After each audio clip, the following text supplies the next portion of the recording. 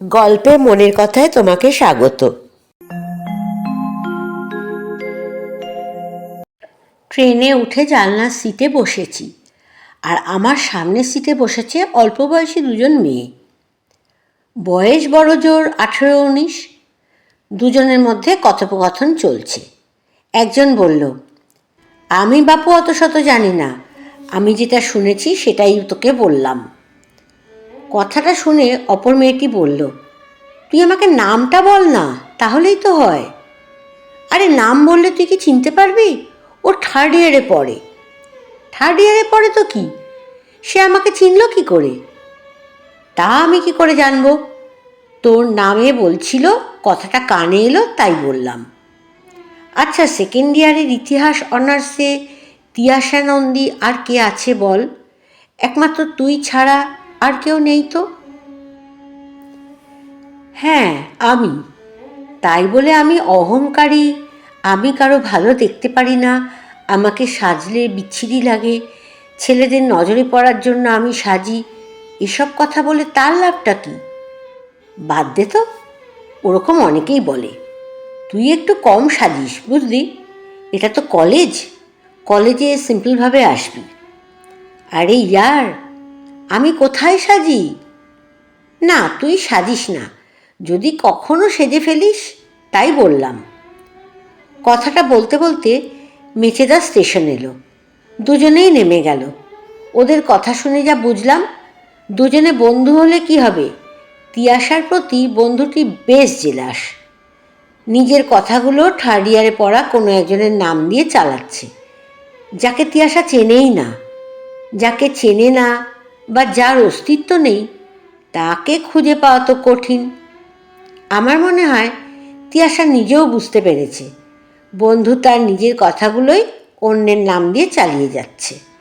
ভাবা যায়? তিয়াশার বন্ধুর মতো আমাদের পাড়াতেও একটা কুচুটে কাকিমা ছিল, একদম বিচুটি পাতার মতো। তার অভ্যাস ছিল নিজের কথাগুলো অন্যের নাম দিয়ে চালানো। একদিন দেখি ওই কুচুটে কাকিমার সাথে ঝগড়া চলছে পাড়ার আরেক কাকিমার। ঝগড়া চলতে চলতে কুচুটে কাকিমা বলে উঠল, আহা গো, কত সত্যি, তোর চরিত্র আমার জানা আছে।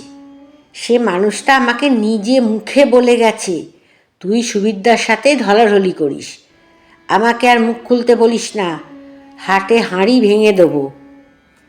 এমন কথা শুনে ওই কাকিমা তো ভীষণ চটে গেল। রেগে চিৎকার করে বলতে লাগলো, তোকে বলতেই হবে কে তোকে এ কথা বলেছে। তুই বাপের বেটি হলে আগে তার নামটা বল, তারপরে আমি তার টুঁটি চেপে ধরছি। ততক্ষণে বেশ কয়েকজন লোক জড়ো হয়ে গেছে, কারণ ঝগড়া তখন ভালোই জমে উঠেছে। পাড়াগাঁয়ের ঝগড়া তো, এমন ঝগড়া বেশ বিনোদন দেয়। সবাই তখন অপেক্ষা করছে কুচুটে কাকিমা কার নাম বলে সেটা শোনার জন্য। কুচুটে কাকিমা মুখটা বেঁকিয়ে বলে উঠল, সত্যি কথা বলবো আবার ভয় কিসের? আমি কারোর নাম বলতে ভয় পাই না। মিঠুর ঠাকুমা নিজে মুখে আমাকে বলেছে, বুড়ো মানুষ কখনো মিথ্যে বলতেই পারে না। কুচুটে কাকিমার এমন কথা শুনে সকলেই তাজ্জব। মনে মনে আমরা তখন সকলেই ভাবছি, কিছুক্ষণ আগে কাকিমা যে বলল নামটা, জানতে পারলে তার টুটি চেপে ধরবে, তা কি করে সম্ভব? মাসখানেক হয়েছে মিঠুর ঠাকুমা গত হয়েছে। গো বেচারা ভালো মানুষ, মিঠুর ঠাকুমা কারোর সাথে পাছে থাকতো না, সে কিনা এটা বলবে? বাপরে বাপ, আমরা তো কুচুটে কাকিমাকে সকলেই চিনি। ঝগড়ার তালে তালে যাদের ঘাড়ের দোষ চাপিয়ে কিছু কথা বলতো, তাদের কোনো অস্তিত্বই থাকতো না। বেশিরভাগই তারা মৃত ব্যক্তি। তবে কে কবে মরবে সেই সুযোগের অপেক্ষায় এই কুচুটে কাকিমা থাকতো। মরার পর যমরাজ শান্তি দিলেও কুচুটে কাকিমার হাত থেকে রেহাই পাওয়া কঠিন। মিঠুর ঠাকুমা ভাগ্যিস বেঁচে নেই।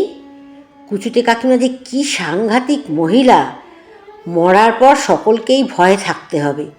কি জানি বাবা, একেই বোধহয় বলে মরার ওপর খাঁড়ার ঘা। কলমে সরজিৎ ঘোষ।